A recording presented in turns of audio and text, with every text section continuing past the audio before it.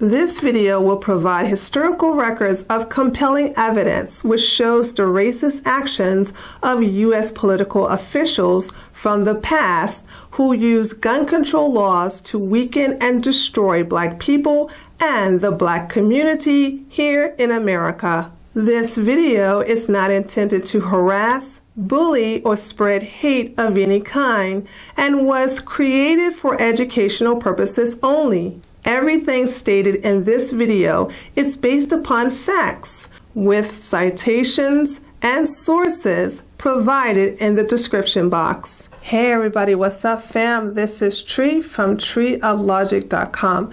As a Black conservative, I often see racist actions committed by liberal politicians, celebrities, and YouTubers.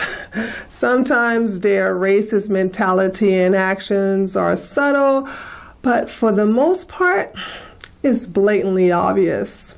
So periodically throughout the next few months, I'm going to produce a series of videos exposing the racist actions that liberals have taken against Blacks. And when I'm done, you'll come to realize that when it comes to liberals, they are no different than white supremacist movements. I also want to take this time to say right here and right now that when I say liberals, I'm not talking about all liberals. I have a few liberal YouTubes who I enjoy watching, and the good thing is that none of them are gun control law advocates. So when I use the word liberals, please understand that I don't mean all liberals. So now that I got that out of the way, please don't expect me to say hashtag not all throughout this entire video.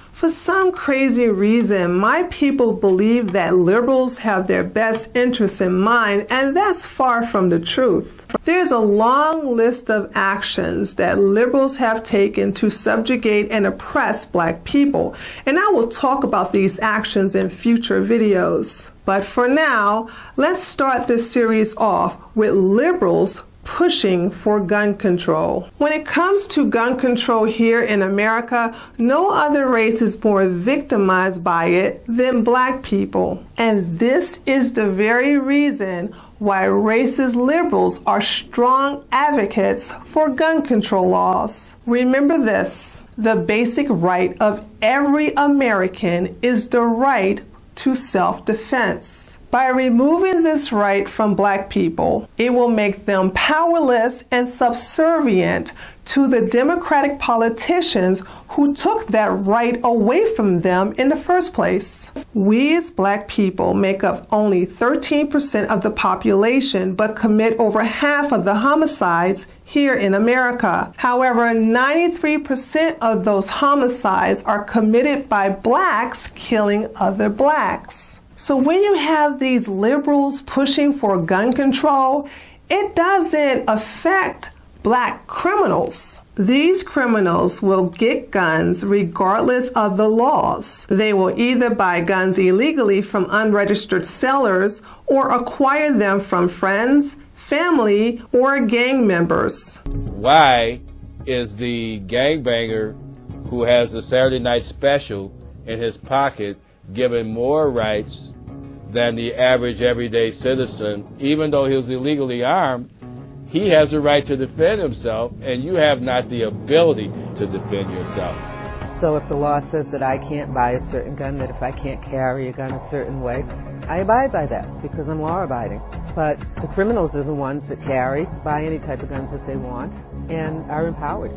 And liberals know this. That's why they push for gun control laws. They know that gun control laws don't hurt Black criminals. It only hurts Black law-abiding citizens. And this is a way for liberals to keep Black people in check. But this is nothing new. For centuries, white Democrats have been using gun control laws to disarm Black people in order to keep us helpless. As a matter of fact, from 1619, which was the start of slavery, to the mid-1800s, gun control laws were specifically created to keep slaves and free Blacks from owning guns. In 1639, the state of Virginia was the first state to enforce the slave codes, prohibiting slaves from owning guns. The law stated, and I quote,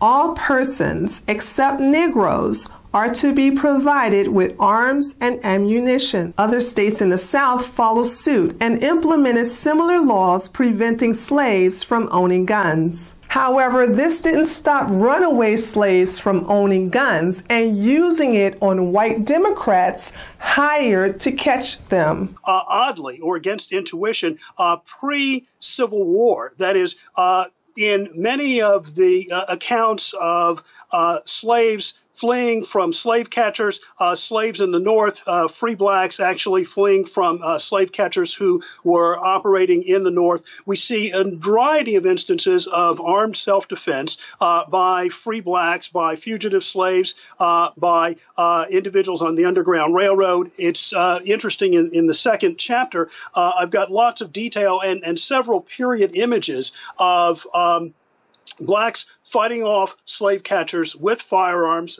people including Harriet Tubman, but also some of the episodes that I talk about in far more detail in the book are accompanied by period images of those gunfights. So, for example, the resistance in Christiana, which involved a fugitive slave and an Underground Railroad conductor named William Parker, is the thing that I end the book with. And there's actually a nice period image of that gunfight in the book.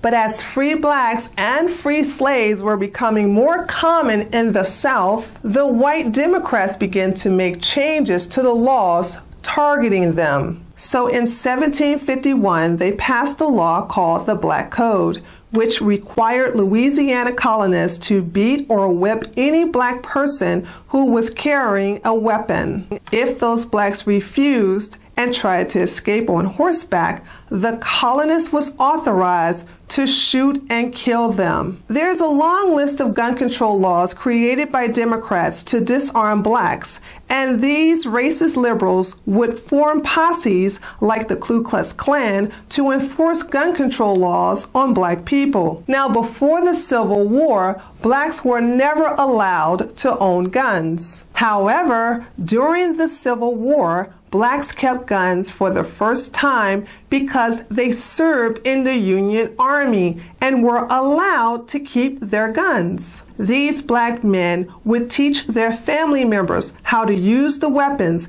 and when the Ku Klux Klan would ride into black towns late in the night specifically to terrorize black people, they were met with barrels pointed right at them. And for some crazy reason, the Ku Klux Klan quickly left without harming one single black person. Amazing. Understand this. The only way our ancestors could protect themselves from the Ku Klux Klan is with guns. By the way, members of the Ku Klux Klan, they were all Democrats. I want people to know that it was the Democrats who enforced slavery, and the Ku Klux Klan was a military force serving the Democratic Party. But thankfully, the Republicans stepped in, and the United States Congress overruled the Black Code by passing the Civil Rights Act in 1866. Even though President Andrew Johnson vetoed the law, the Republican majority Congress overruled his veto and eventually made Andrew Johnson the first president to be impeached. FYI, Andrew Johnson was a Democrat. And finally, the 14th Amendment was passed in 1868, recognizing blacks as American citizens, thus giving us the right to bear arms. Now, if you think that the 14th Amendment was going to stop these racist white Democrats from enforcing gun control laws on black people, you better think again.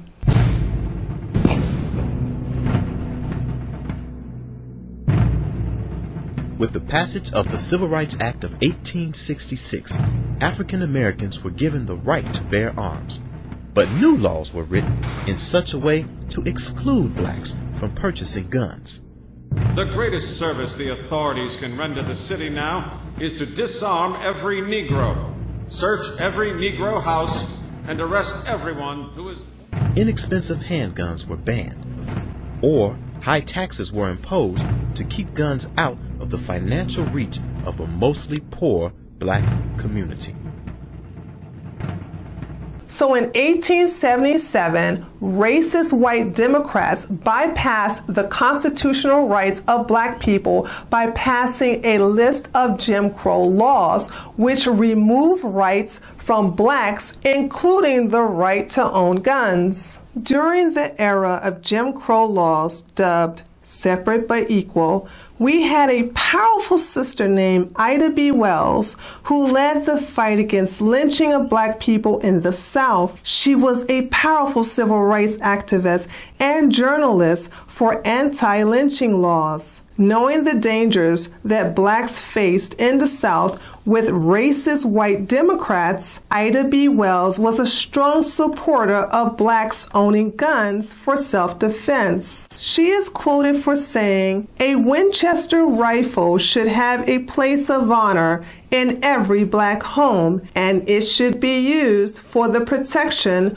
which the law refuses to give." Also, Ida B. Wells was an active member of the Republican Party, who were huge supporters of blacks owning guns for self-defense. Sounds like the same thing that's going on today. After years and years of blacks being oppressed under the Jim Crow laws, various activists began to take action to revoke these laws, and thus in 1954, the Civil Rights Movement began. Now, there are lots of black activists I can talk about in reference to the Civil Rights Movement, but when it comes to black leaders supporting the Second Amendment as a means of self-defense, the two black activists who stand out are Dr. Martin Luther King Jr. and Malcolm X. Now, many liberals think that since Dr. Martin Luther King was an advocate of peaceful protesting, that he would support gun control. Wrong. In 1956, after having his house firebombed, Martin Luther King Jr. applied for a permit to carry a concealed firearm in Montgomery, Alabama, but was denied because he was black. So since he couldn't legally carry a gun for self-defense, he surrounded himself with black men who could. And these men were called the Deacons of Defense. In 1964, the desegregation of Jonesboro, Louisiana High School was threatened by local authorities with fire hoses.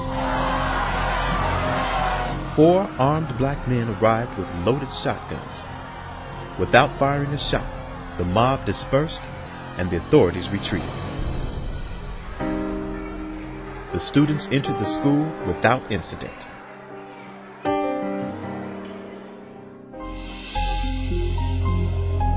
Those men were members of the Deacons for Defense, an armed citizens militia founded in Jonesboro, Louisiana. The Deacons were everyday citizens who by 1965 had organized into more than 50 chapters throughout the South in self-defense from the Ku Klux Klan. In 1964, down in Louisiana, there were all types of demonstrations going on by freedom riders. Many times, the demonstrations would be met by armed white resistance. People were dying and being shot and intimidated because they were unarmed. And basically, because they were unarmed, they were also being denied the right to vote. The Deacons protected civil rights workers for CORE, the Congress of Racial Equality, who were registering voters in Louisiana and Mississippi. They patrolled black neighborhoods and protected black churches where CORE was holding voting rights seminars. These were regular, everyday people. They were not some paramilitary group. The thing that made them different is they were veterans from the Korean War. They were veterans from World War II. And so they did have the training and they did have the discipline that came from being veterans. Once the Klansman and the white citizen consular and the deputy sheriff that was wearing the sheet at night learned that these deacons for defense would shoot back, then they were not as readily willing to go and pounce upon them in the wee hours of the morning. Are you going to do something about it? Because now they knew that, well, the right to bear arms is providing constitutional rights for these blacks, irrespective of the fact that we want to take away their civil rights. They're fighting on solid ground.